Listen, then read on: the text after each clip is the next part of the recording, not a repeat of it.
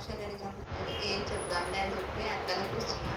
కానీ మొన్న శుక్రవారం రోజు జూ పార్క్‌కి వెళ్దామని చెప్పి ఫిబ్రవరి నుంచి అనుకుంటా ఉన్నాము. అయితే వెళ్దామని చెప్పి రెడీ అయిపోయి 10:00 దిగుతుంటే మా కొడపిల్ల ఫోన్ చేసింది. "వస్తున్నారు చిన్నమ్మ" అంటే వచ్చేస్తున్నాం అని చెప్పి, "మంచి బట్టలు వేసుకోండి" అని చెప్పి చెప్దామని చెప్పి ఫోన్ చూసుకుంటా 3 మెట్లు చూడకుండా దిగేసా అనమాట.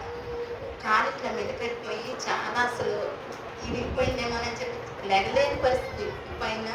అయితే దేవుడు ఇంత నొప్పి కూడా లేకుండా ఆ రోజు ఇక బయటకి తీసుకెళ్ళామని చెప్పి కొంచెం కార్లో వెళ్ళేసరికి కాలు అంతా వాసిపోయిందండి. అసలు నేను పడినప్పుడు కొంచెం ఒక 10 నిమిషాలు బాగా అనిపించింది. తర్వాత మామూలుగా నడిచేసా.